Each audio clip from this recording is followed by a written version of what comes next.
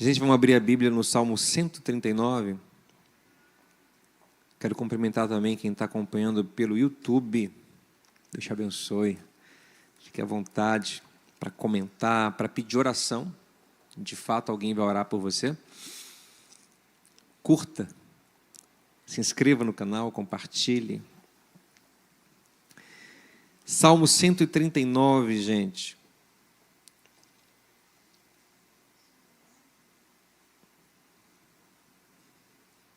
Achou?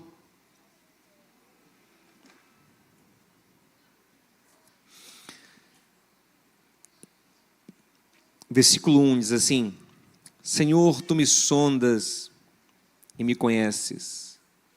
Sabe quando me assento e quando me levanto. De longe conhece os meus pensamentos. Observa o meu andar e o meu deitar e conhece todos os meus caminhos. A palavra ainda nem chegou à minha língua e tu, Senhor, já conhece toda. Tu me cercas por todos os lados e pões a tua mão sobre mim. Tal conhecimento é maravilhoso demais para mim, é tão elevado que não posso atingir. Para onde me ausentarei do teu espírito? Para onde fugirei da tua face? Se subo aos céus, lá estás. Se faço a minha cama no mais profundo abismo, lá estás também.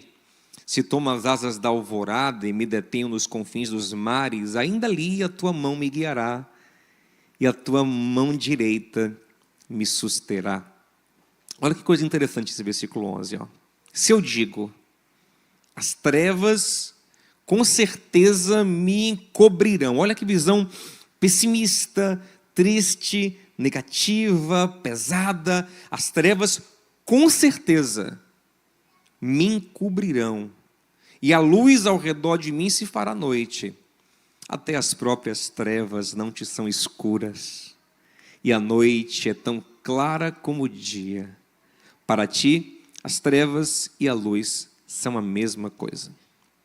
Pois tu formaste o meu interior, tu me teceste no ventre de minha mãe. Graças te dou, visto que de modo assombrosamente maravilhoso me formaste. As tuas obras são admiráveis. A minha alma o sabe muito bem. Aí ele vai continuar falando sobre a formação que Deus fez na vida dele. No versículo 18 ele fala que o Senhor viu os dias dele antes dele acontecerem, que o Senhor foi conduzindo a vida dele de acordo com um propósito do Senhor. E aí eu quero ler só o versículo de número 23 e 24 para a gente encerrar essa leitura, que é: sonda-me, ó Deus, conhece o meu coração, prova-me e conhece os meus pensamentos. Vê se há em mim algum caminho mau e guia-me pelo caminho eterno. Gente, tudo, absolutamente tudo o que nós fazemos parte de uma autoimagem. Tudo. Se eu estou aqui falando com vocês, é porque a minha autoimagem sustenta essa ação. Eu me vejo como um comunicador, um pregador, um orador que tem como missão falar da palavra de Deus. Eu me enxergo assim. Se eu não me enxergar assim, eu terei muita dificuldade de fazer isso.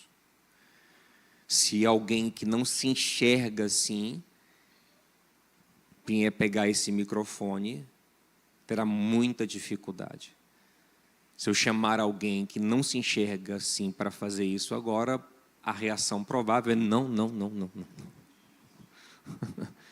Porque não sou eu não devo fazer isso, eu não quero.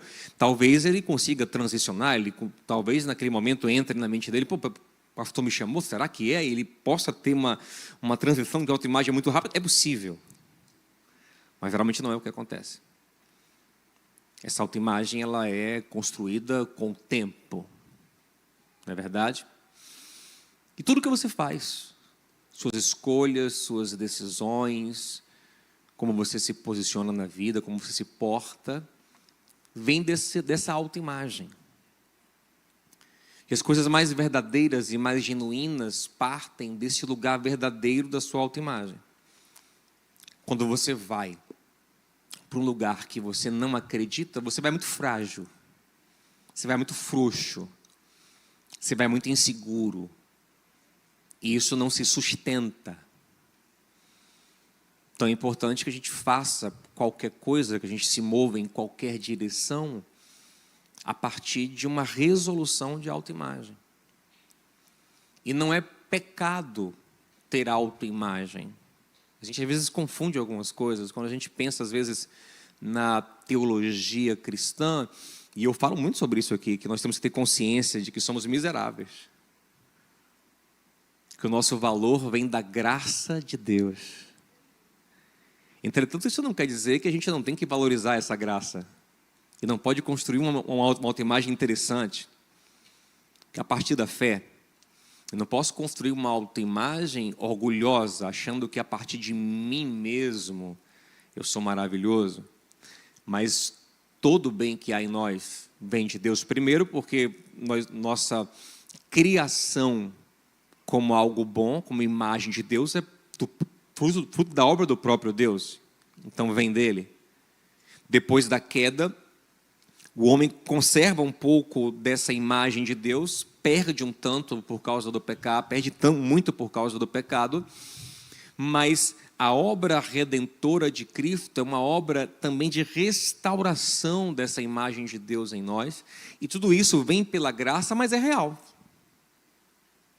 Então Paulo vai dizer em Romanos 12:3 que cada um tenha de si uma autoimagem equilibrada, uma autoimagem construída na fé. Pergunta ao seu irmão assim: você tem uma autoimagem da fé? Você tem? Você já tem uma autoimagem da fé? É o que Paulo está falando em Romanos 12:3. Cada um pense de si mesmo segundo a fé. Esse deveria ser o lugar da nossa autoimagem. Mais do que o que minha mãe disse para mim, o que meu pai disse, que nos forma poderosamente. Pai e mãe têm uma função muito grande nisso, né? De formar na gente essa autoimagem desde a infância. Mas mais profundo do que isso, eu deveria construir a minha autoimagem na fé. Essa é a nossa proposta. Mais do que nos cursos que eu fiz, mais do que no meu gênero, mais do que na minha raça, mais do que na minha nacionalidade, mais do que na minha baianidade. Eu tenho que construir a minha autoimagem na fé. E se você não está fazendo isso, eu quero te adiantar que você está perdendo muito. Porque você está deixando de construir a autoimagem no lugar mais firme que existe. Porque quem constrói na fé, constrói confiando no Senhor. Os que confiam no Senhor são como os montes que cercam Sião. Eles não se abalam. Essa é a autoimagem mais forte, mais poderosa, mais firme que pode existir. Essa coisa de autoimagem é muito legal, eu gosto muito disso. Eu lembro que, quando eu era mais novo, eu era nervoso, explosivo e briguento. Só que quando eu conto isso, quem se relaciona comigo fala: você está exagerando. Não é possível, eu não consigo ver você assim. Eu não consigo ver isso em você. Não consigo, eu convivo com você e você é um cara tranquilo, relax, parece até que fumou maconha.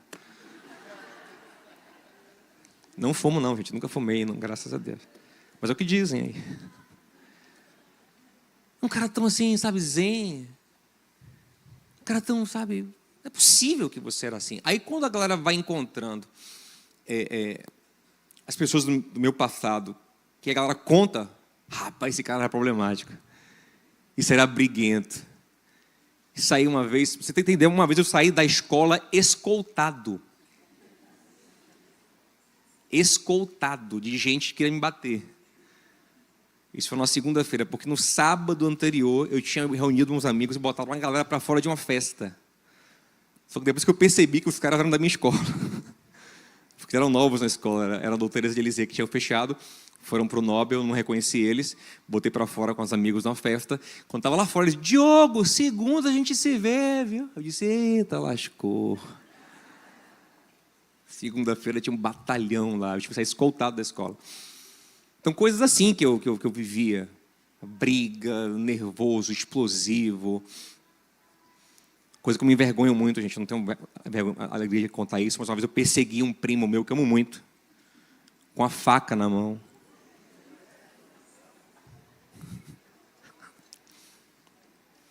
Então, quando eu conto essas coisas, as pessoas dizem, não é possível. Vou te falar. É engraçado que essa não era a minha essência. Na minha essência eu sempre fui tranquilo, sempre fui doce. Mas como eu tinha umas feridas, umas revoltas, umas mágoas, então eu me posicionava assim, e eu me via assim, e aquilo era uma forma também de ter algum respeito, sabe? De uma coisa assim. Eu lembro uma vez, eu tinha 12 ou 13 anos. Meu pai já estava começando uma igreja no Costa Azul ali. A igreja era um lugar meio pequeno assim. E aí eu vim lá de trás da igreja e vim. É como se fosse assim, como se o banheiro da igreja fosse assim, atrás do púlpito, sabe? Então tinha um corredorzinho assim. Aí eu tô vindo e estava tendo tipo um evento, tinha comida na igreja, tinha comida assim no ambiente. E quando eu estou vindo, está vindo uma irmã enjoada. Enjoada mesmo do estômago. E aí, ela veio para vomitar, ela não conseguiu esperar chegar no banheiro. Quando a porta abriu, do corredor, ela vomitou. Só que quem estava bem na porta? Eu.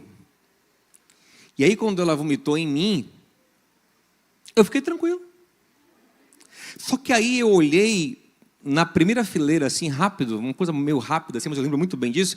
Minha mãe estava na frente, assim, vendo a cena toda. Aí ela, já temendo a minha reação, comentou com uma amiga assim, ixi, ele agora vai explodir.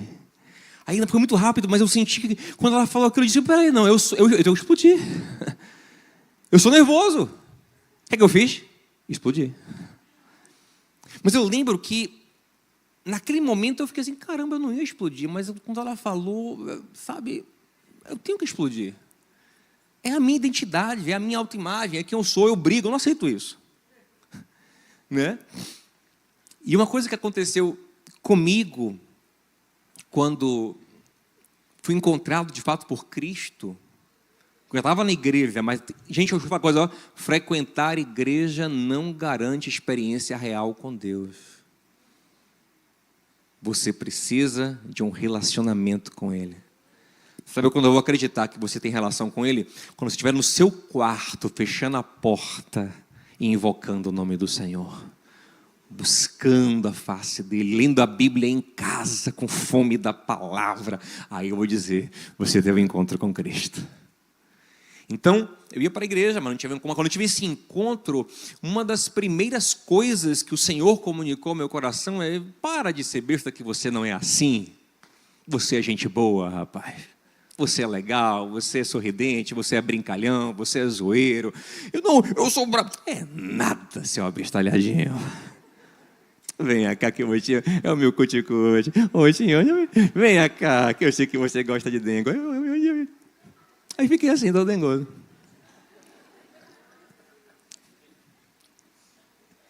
Então a gente se move numa autoimagem. A gente se move assim. E aí, só que aí tem uma questão, que é a seguinte. Quando a gente pensa em autoimagem, a gente fala muito uma coisa hoje em dia, que é o seguinte. Olha, seja você, como eu diria a Pete, mesmo que seja estranho. Seja você. Não se mova pela opinião dos, mas pela sua própria opinião sobre você. E isso tem um certo sentido. É realmente difícil que alguma outra pessoa te conheça mais do que você mesmo se conhece. Realmente isso faz sentido. Entretanto, você já parou para pensar na hipótese de ter pessoas que te conhecem mais do que você? E, de fato, em alguns aspectos de nossa vida, é possível que tenham pessoas que nos conheçam mais do que a gente. Por exemplo, eu tenho certeza que tem coisas sobre o meu filho que eu sei mais sobre ele do que ele mesmo, porque ele não tem capacidade nem de pensar sobre. E eu, com mais maturidade, com minha experiência, com meu estudo, com meu conhecimento dele, eu conheço coisas sobre ele que ele nem lembra mais. Porque eu conheço ele desde que ele nasceu. Ele começou a ter uma memória com 3 anos. Então tem coisas nele que, por exemplo, tem marcas no corpo dele que ele não sabe de onde veio. E eu sei. Então eu tenho certos conhecimentos sobre ele, mais do que ele mesmo. Então, a primeira coisa que tem que entender é que é possível que alguém conheça mais sobre você do que você mesmo, ok, gente? E se alguém conhecer mais do que você sobre você mesmo, a opinião dele sobre algumas coisas em sua vida, ela é mais precisa do que a sua. Agora imagina que essa pessoa que conhece mais alguma coisa sobre você do que você mesmo, ela te ame de uma forma que você é incapaz de se amar. Ficou bem legal agora, né?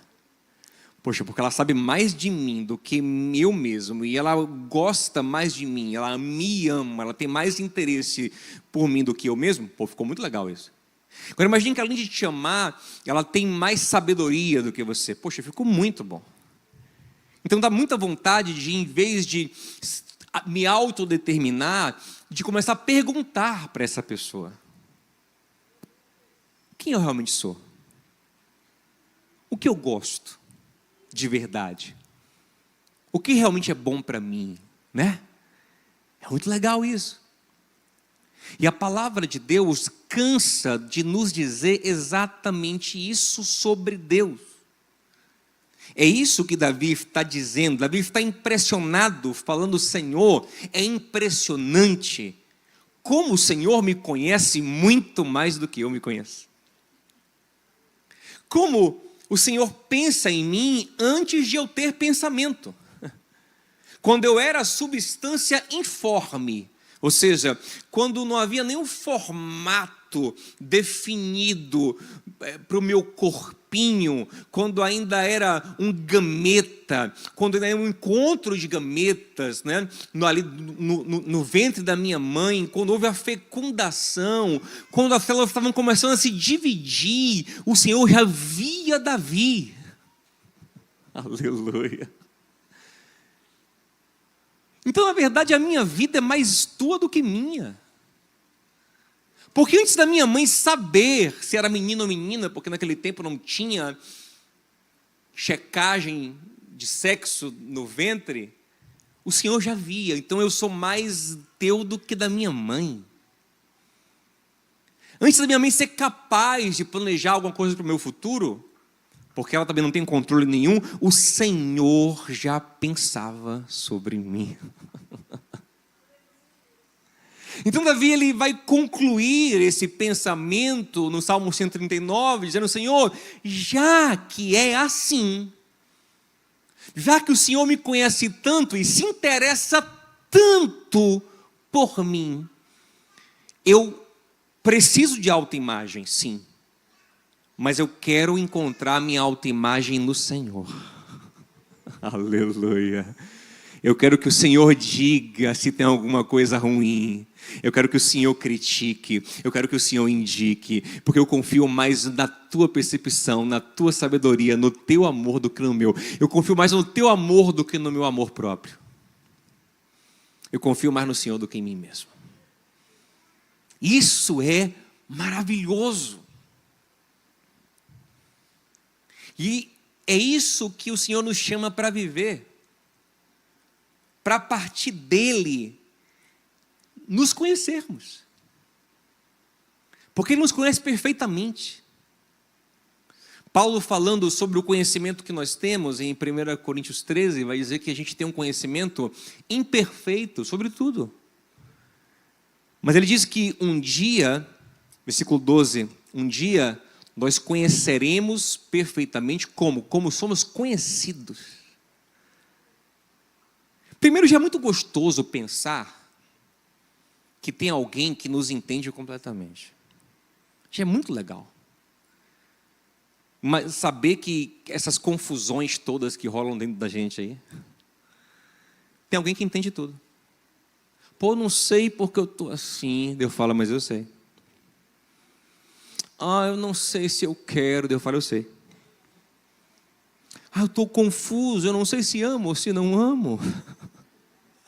Eu falo, mas eu sei, Binho. Eu não sei quem sou, eu não sei se posso. Deus fala, mas eu sei. É muito bom. Eu não entendo o que eu estou sentindo, eu não sei se eu estou feliz, se eu não estou, mas eu sei. E é muito bom. É muito gostoso saber que tem alguém que sabe mais de mim do que eu mesmo, e me entende, me compreende, e imaginar que esse alguém me ama. Porque essa é a mensagem do Evangelho. Se alguém me ama, se você está aqui e realmente crê em Jesus Cristo como Salvador da sua vida, Deus te ama. Porque só quem é amado de Deus crê nisso de verdade. Jesus disse, ninguém vem a mim se o Pai não trouxer. Paulo diz em Romanos 5,5 que o Espírito Santo, ele derrama o amor de Deus em nosso coração. Em Romanos 8 ele fala que o Espírito Santo, 16 ele fala que o Espírito Santo testifica em nosso coração que somos filhos de Deus. Sabe o que significa? Que Deus te amou antes de você se amar. Romanos 5,8 Paulo fala, Deus provou o seu amor por nós, nos amando ainda pecadores. Ele conheceu você antes de você se conhecer e Ele te amou. Ele não amou Jacó quando Ele disse para Jacó que Jacó era Israel. Aleluia. Jacó cresceu a vida toda com autoimagem, né? Sou Jacó, sou enganador, é o que eu sou mesmo, velho. Para mim, não tem jeito não, eu sou um trapaceiro. Aí Deus apareceu para ele, e num Peniel, diga comigo assim, diga comigo assim é chato pra caramba, né? Mas diga, vai. Diga para alguém, sei lá, grave isso na cabeça, sei lá. Pensa o seguinte, Peniel, só grave, Peniel. O que Peniel significa? Olhar no rosto, encontro face a face. Jacó teve um Peniel com Deus. É o que ele disse, eu tive um Peniel, eu vi Deus face a face. Então, quando ele viu Deus face a face, quando ele olhou para Deus, ele conheceu a Deus, o que é que Deus fez? Deus disse para ele quem ele era de verdade. Para de ser enrolador, rapaz, porque não é isso que eu te criei para ser, rapaz. Deixa eu te transformar no que você realmente foi criado para ser. Você é Israel. Você é uma bênção na terra, aleluia. Mas vem cá, Deus só amou ele a partir desse momento que ele era Israel? Não. Citando Malaquias capítulo 1, versículos 2 e 3, Paulo em Romanos 9, 7 fala, os gêmeos Jacó e Esaú não tinham feito nada, não tinham mérito algum, quando Deus disse, eu amei Jacó. Sabe o que significa isso? Eu conheço, eu sei dos defeitos, eu sei dos problemas, mas eu amo. É muito bom isso. Gente, eu sou complicado. Você também é complicado, que eu sei, Binho. Mas se você crê em Jesus, Deus ama você. Deus não ama a sua versão que será transformada. Ele diz, eu vou enviar, não vale nada, né? Mas eu vou amar, porque um dia vai ser melhorzinho. Não é isso que a Bíblia fala. Deus ama você. Lógico que o seu pecado entristece Ele, lógico que as suas falhas entristecem Ele, como um pai que ama o filho imperfeito, mas quer vê-lo amadurecer. Mas acabou, Ele ama. Ele tem prazer nos seus filhos. Ele sofre com nossas dores, Ele se alegra com nossas conquistas e alegrias verdadeiras. Ele está ali com a gente, Ele nos ama, isso é maravilhoso. Então, quem me conhece completamente me ama. Então, eu não preciso ficar vestindo máscaras, me escondendo, porque quem me conhece me ama. O que eu tenho que fazer é começar a entender como Ele me vê e ser cada vez mais o que Ele diz que eu sou e caminhar cada vez mais nele, mas sem essa necessidade de aprovação, então, porque eu já estou amado, amém, gente? Você acredita nisso? Então, a partir desse Deus que já amava Jacó, Deus não vai Deus amava, sabe? Jacó, é legal isso, porque Jacó está tensão, né? Está com medo, porque ele vai encontrar Esaú, e por causa dos pecados dele mesmo, ele está com medo.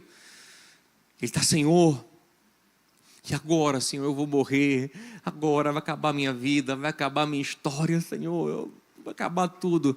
E o Senhor está ali dizendo, não vai nada, eu te amo, mas eu vou me revelar a você, eu vou tratar você. Aí Deus aparece, isso é lindo demais.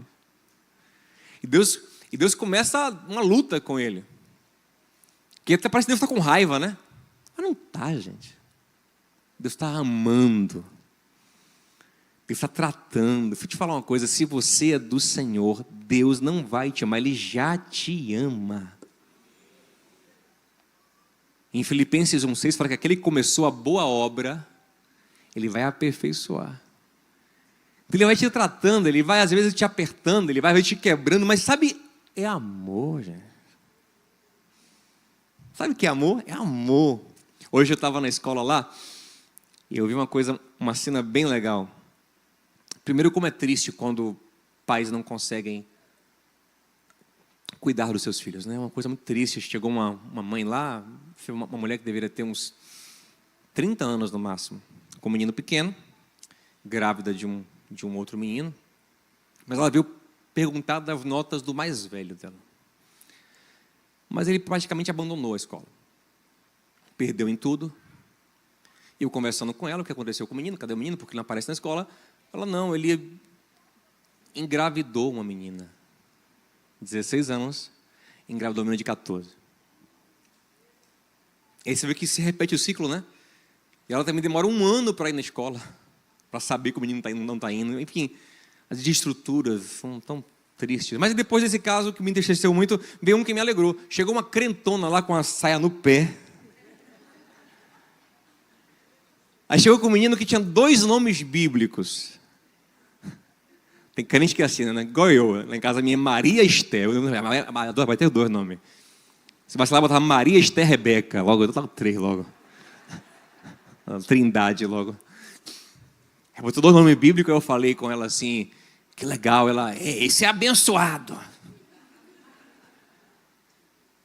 Ela já sabia que ele estava na recuperação de uma matéria só, mas ela queria ver a nota que ele tirou. Ele chegou em casa e falou, amanhã eu fui para uma recuperação. Ela disse, não, eu quero ver a sua nota, eu quero conversar, por que você foi para a recuperação? Ela entrou assim, toda brava com ele, sabe? Esse menino, esse não sei o que. Mas você via que era amor puro, gente. Ele ficava, amanhã você não sei o que. Mas ele estava se sentindo amado. Ela dando uma bronquinha assim, sabe? Aquela de banho bravinha assim, mas amor puro assim, você via ali aquele cuidado. A diferença da outra mãe, que talvez a outra mãe não tinha nem como dar bronca. Não sabia nem se o menino ia para a escola, não ia, não sabia nada, não tinha controle nenhum.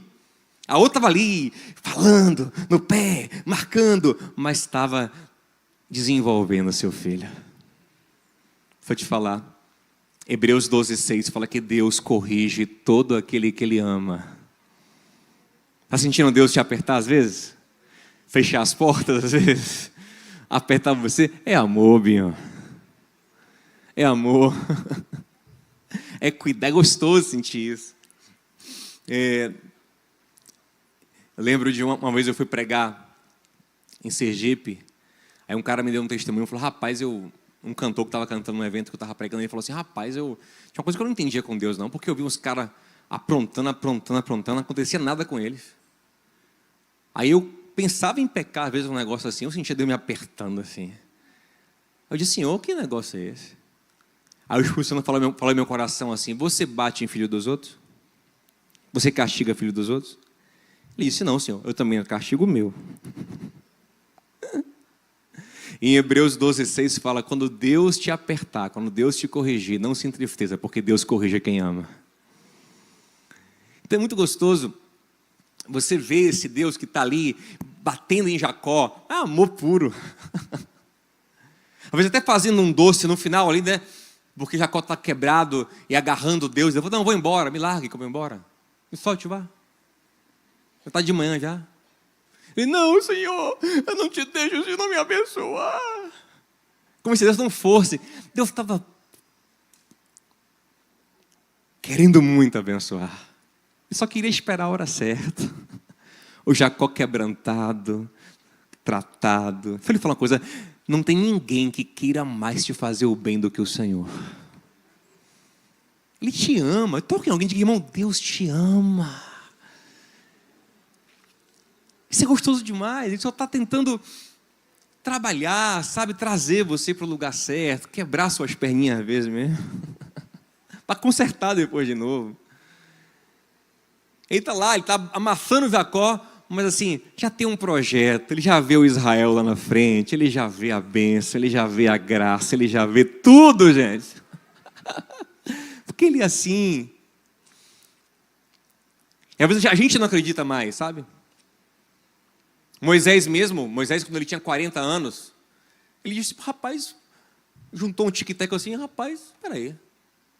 Eu tenho poder aqui no Egito, sabe, eu tenho conhecimento, eu tenho possibilidades, eu sou hebreu, sabe de um, eu vou libertar meu povo. Eu vou organizar esse negócio aqui, Aí ele começou, né, matou um egípcio para poder proteger um hebreu, depois viu 2 hebreus brigando e tentou separar, só que aí não rolou. Mas se você lê Atos 7:25, lá está dizendo, Estevão pregando, ele diz em Jerusalém, que Moisés, naquele momento, acreditava que era o libertador do povo. Mas não rolou, porque não era o tempo de Deus, não era a hora ainda. Não estava o quê? Tratado o suficiente ainda. 40 anos depois, Moisés não acredita nele de jeito nenhum mais. Aí Deus aparece e fala, Moshe, te contar uma coisa, viu? Sabia que tu é mesmo o libertador que tu achava que era? Ah, você está de brincadeira, Senhor. Não. Não, para com isso, não vou não. É você, vamos. Ah, não, manda outro. Bora você. Não vão acreditar em mim não. Rapaz, eu estou falando que é você, eu estou contigo. Não sei falar, não sou eu não. Ele não acredita mais. Ele não se enxerga mais. E às vezes a gente não enxerga, a gente não consegue ver. Mas Deus disse, ei, acredita no que eu estou falando. Você é meu filho, você é amado, eu cuido de você, eu trabalho na sua vida, eu direciono você, eu santifico a sua vida. Sabe por que você não consegue mais pecar em paz? Porque eu estou presente na sua vida, santificando você, te chamando para uma outra posição. Eu estou trabalhando, eu não deixo você mais ter qualquer relacionamento, eu trato você. Você é diferente agora, você não é mais qualquer um, eu te amo. Asaf disse, poxa, eu estava invejando os ímpios, porque quando eu penso em pecar, o Senhor me aperta. Mas isso é o cuidado, é o amor, é a graça de Deus. Então, o Senhor, Ele revela a Moisés o que Moisés não vê mais. Lembra quando Pedro disse a Jesus em Mateus 16, tu és o Cristo? Quando ele enxergou Jesus por revelação de Deus, o que é que Cristo disse para ele? E tu és Pedro. Se você começa a ver o Senhor, se aproximar dele, você começa a se ver. E tu és Pedro, é uma pedra importante, preciosa nas minhas mãos. Ah, pastor, mas não adianta, sabe por quê? Por mais que Deus fale, as pessoas não acreditam. Foi a mesma coisa que Moisés falou, gente. Não importa, o Senhor vai confirmar. O Senhor vai te fazer ser. É igual Paulo, né? Quando ele era perseguidor, né, conhecido como Saulo de Tarso, e ele tem uma experiência com Cristo a caminho de Damasco. Se você ler em Atos 9, quando Deus fala com Ananias, um crente, para ir orar por ele, Ananias fala, Senhor, o Senhor tem certeza? Esse cara? E o Senhor fala no versículo 15 de Atos 9 assim, Ananias, vá, porque ele é para mim um instrumento escolhido. Não é ele será, não, ele já é. Paulo estava sendo transformado, mas o Senhor já via. Você entende isso? Quando Gideão também não se via como alguém incapaz, o Senhor falou, não é, eu faço você ser. Quando Pedro disse, lá em Lucas 5, afasta-se de mim, porque eu sou um pecador, e estava certo em se enxergar como um pecador, o Senhor disse, não tenha medo, porque eu te farei um pescador de homens. E todos eles, Paulo, Moisés, Gideão, Pedro, são pessoas que têm outra autoimagem, mas abrem mão e começam a andar pela autoimagem construída na fé. E é aí que eu quero ir para o nosso encerramento. Eu quero repetir a pergunta do início. Você tem uma autoimagem a partir da fé?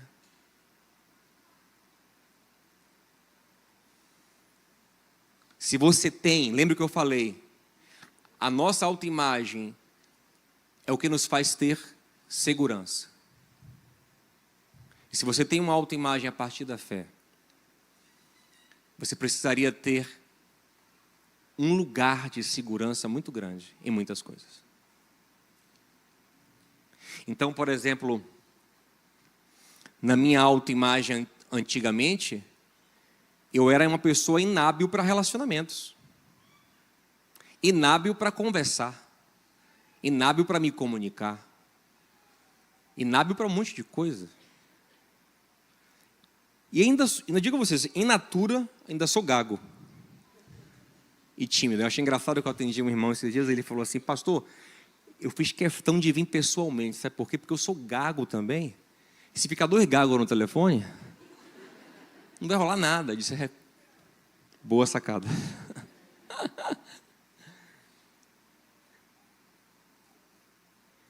Então, Diogo, você está aí então falando assim, com desenvoltura. Isso é um personagem? Não. Isso é fé. Eu realmente acredito que eu sou capaz disso no Senhor. Por quê? Porque Ele me disse isso.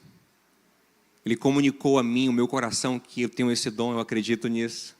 Que esse é meu chamado, que eu vou servir assim. Que eu posso nele fazer isso. Amém?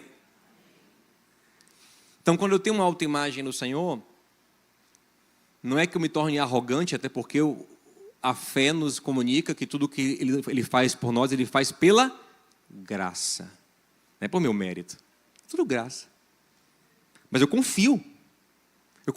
Não é porque foi de graça que não vale. Pelo contrário, porque esse que é o problema da meritocracia. A gente só acredita no que a gente...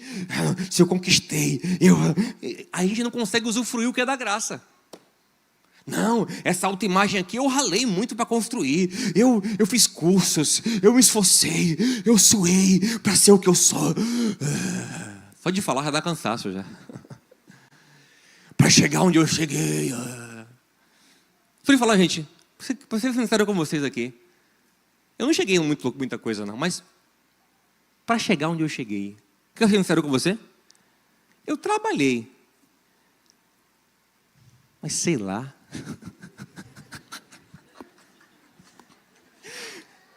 Você entendeu, né? Não sinto que eu me esforcei muito não, velho.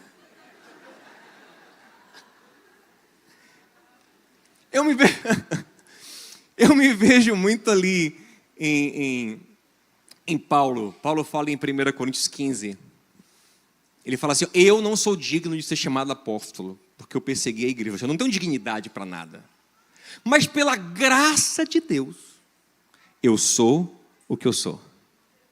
Ele fala, não que eu não tenha me esforçado, eu trabalhei mais do que todo mundo, mas assim, não fui eu quem trabalhei, na verdade, foi a graça de Deus em mim. Então assim, eu trabalho bastante, mas eu sinto que não sou eu, que é a graça, sabe? Às vezes eu me sinto um morto muito louco. Já viu aquele filme? Não lembra desse filme, não? Assista, Sessão da Tarde, era muito bom esse filme. Um morto muito louco era um cara morto, que era levado pela galera assim, ó.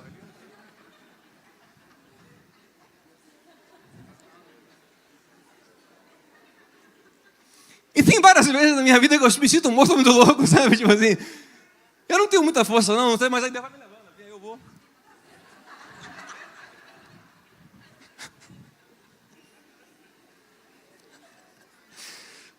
Só que eu acredito, amém. E aí essa autoimagem que vem dele é mais forte do que o que meu pai diz, do que o que minha mãe diz. Por minha mãe, amo ela, mas por minha mãe eu era um acadêmico, acho que era o sonho dela. Quando eu passei nas primeiras colocações do primeiro vestibular de Direito da UNEB em Salvador, ela ficou louca. Ficou tão impressionada que ela disse, Diogo, eu não posso nem falar isso aqui, mas eu vou se ofender, mas vou contar agora essa história. Se eles assistirem, me perdoe minha mãe.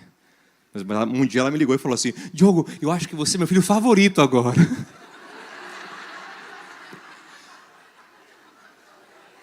Porque o academicismo é uma coisa muito forte na mente dela.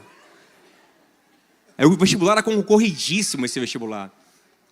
Quando eu passei nos primeiros lugares, ela ficou doida. Faculdade pública. Eu larguei a faculdade. Minha mãe está no psicólogo até hoje.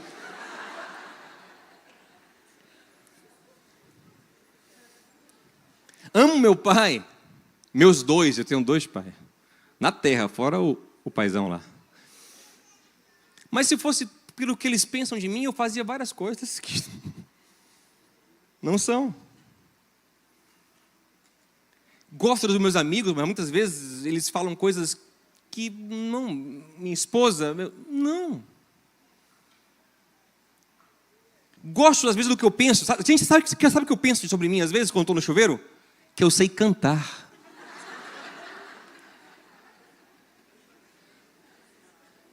Aí Deus fala, não, Binho, não é o seu dom, fica na sua. Eu até tenho umas hipóteses porque ele não me deu esse dom. Talvez eu não soubesse administrar. Estar nos palcos aí da vida cantando Roberto Carlos.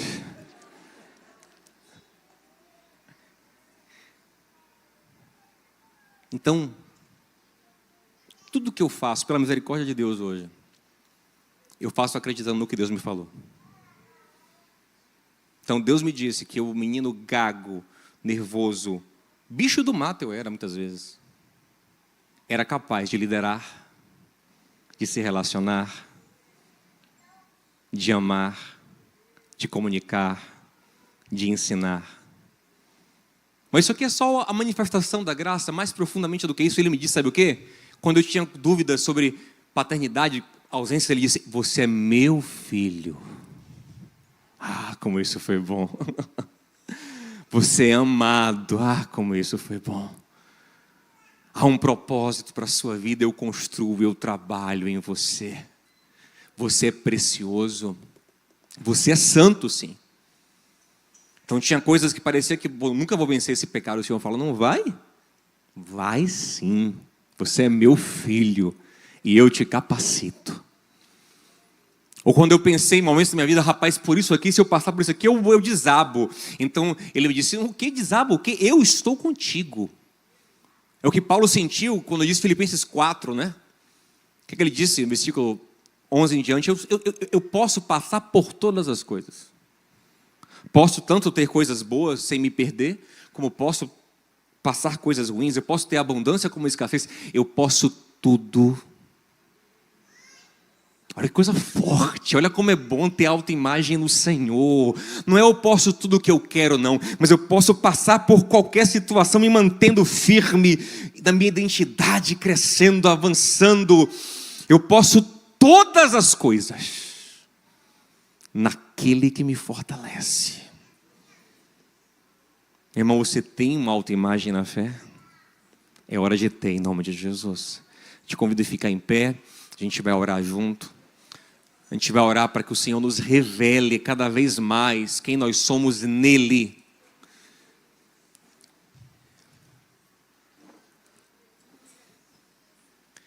Eu vou te falar uma coisa também que é muito importante. Qualquer autoimagem que você tiver, fundamentada em outra coisa que não é a fé, ela não só é errada, ela é pecaminosa. Porque essa coisa é um ídolo para você. Paulo diz em Romanos 14, 23, que tudo que não é da fé é pecado. Então, às vezes, a sua principal autoimagem é: eu sou filho de fulaninho de tal, eu sou marido de fulano, eu sou mulher, eu sou formado em tal coisa. Sinceramente, se alguém me perguntar assim, quem você é? Qual é o pensamento mais natural que vem no seu coração? Não tente enganar, tente sondar o seu coração agora. Quem você é? Eu sou advogado.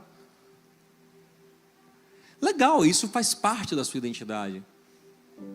Mas tem que ter algo mais profundo. O seu ser advogado tem que estar sustentado em algo mais profundo. Eu sou filho de Deus. Foi isso que sustentou Jesus. As maiores expressões. É isso que o diabo vai tentar desconstruir em você. A primeira coisa da tentação, em Mateus 4, Lucas 4, foi o diabo dizendo assim a Jesus: se você é filho, me prova. Te provar? Não. Transforma a pedra em pão. Não preciso de pão para provar que eu sou, porque não só de pão que se vive. O que me afirma não é um produto, não é um resultado que eu entrego. O que me afirma é a palavra de Deus no meu coração. Nem só de pão viverá o homem, mas o que sustenta o homem é o que Deus disse sobre ele. E o Senhor tinha dito dias atrás a Jesus no batismo, no capítulo 1, Mateus 3: este é o meu filho amado. Este é o meu filho amado, em quem eu tenho prazer. Então eu preciso ter uma identidade que é maior do que qualquer produto, resultado, métrica. Algo que o Senhor comunica ao meu coração. E tudo na minha vida é sustentado por isso. E se tudo se abalar, isso fica.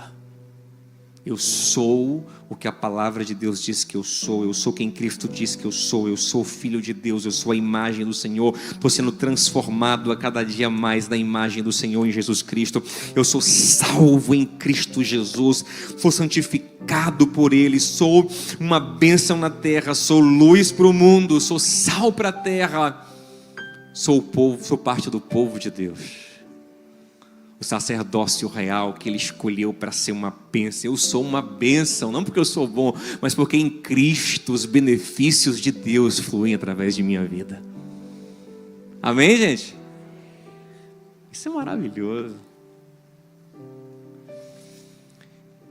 Paulo fala em Efésios 1, Efésios 3, que ele ora para que os olhos do nosso coração sejam abertos, para a gente enxergar isso. E eu quero orar com você nesse sentido agora, amém?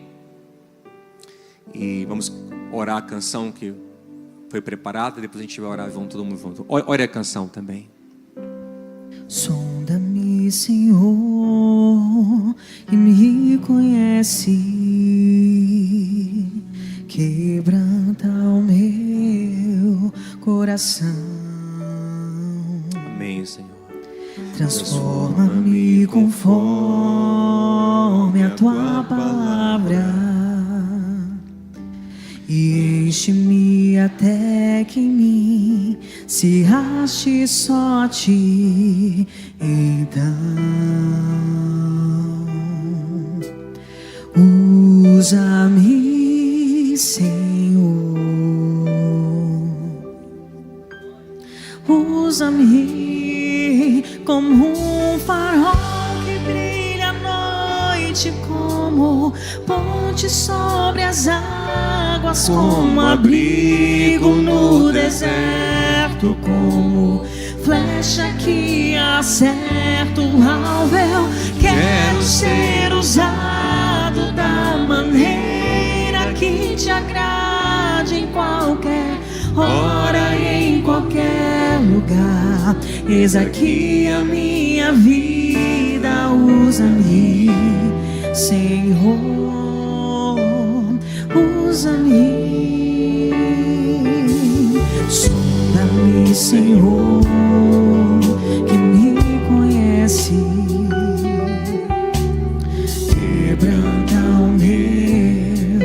coração. Amém, Senhor. Transforma-me conforme a tua palavra. Aleluia. E enche-me até que em mim se ache só ti. peça a Ele isso, porque você é um vaso dele, um instrumento dele. Usa-me, Senhor. Você é uma bênção na terra no Senhor. Peça isso.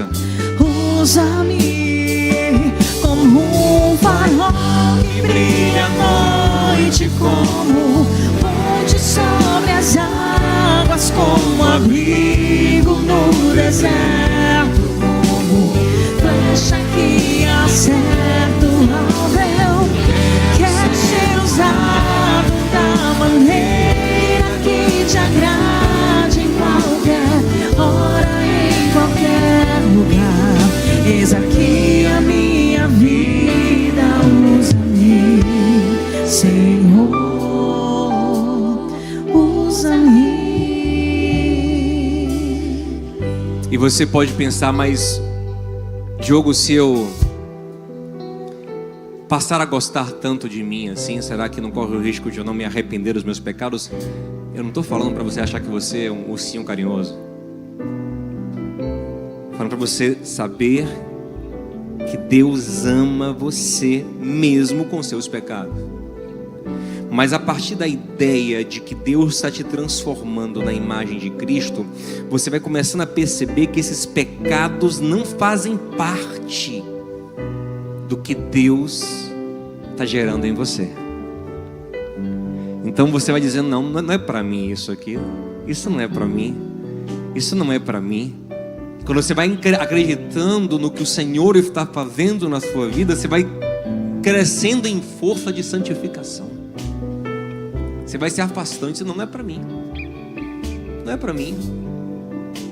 Quando as coisas loucas, por exemplo, o jovem cristão começa a se guardar sexualmente, uma coisa que parece tão louca, né, nesse mundo. Se guardar sexualmente, que nada. Mas o jovem cristão começa a dizer, não, cara, eu sou diferente. Eu poderia, mas eu percebo que o Senhor tem algo. Eu não sou assim, eu não sou essa pessoa que me relaciona frivolamente. Não, o meu corpo é templo do Espírito Santo.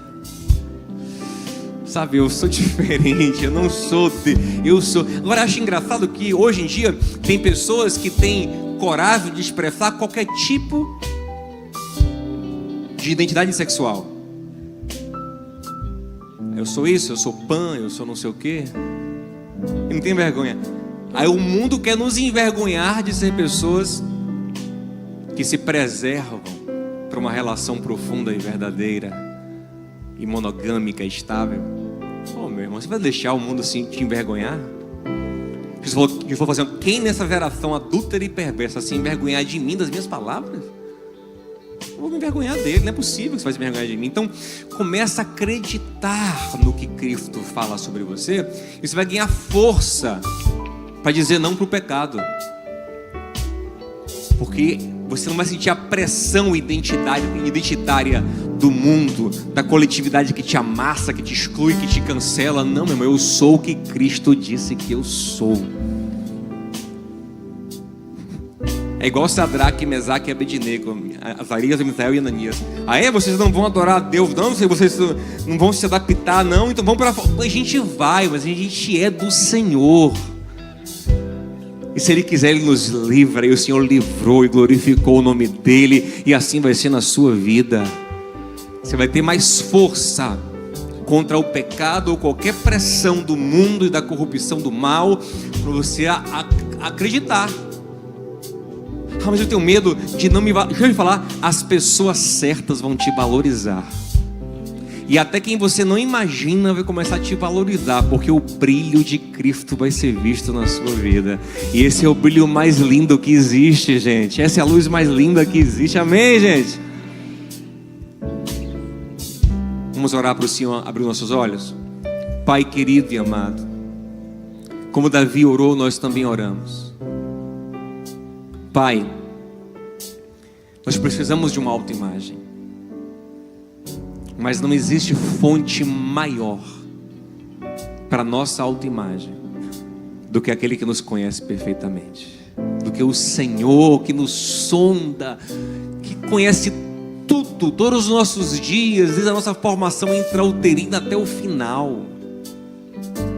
Então queremos ouvir cada dia mais o que o Senhor diz sobre nós, o que Tua palavra diz sobre nós, o que o Teu Espírito comunica ao nosso coração, a testificação dele de que somos Teus filhos, e andar, Senhor, com a nossa autoimagem firmada na fé.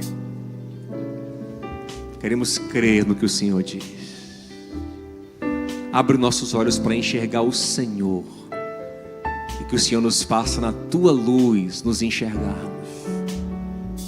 Eu sei que quando isso acontecer, coisas vão mudar, relações vão mudar, mas vão mudar para melhor, porque estaremos no Senhor, na Tua força, na Tua graça, sem correr atrás de aprovação de ninguém, mas simplesmente sendo quem o Senhor nos faz ser para a Tua glória.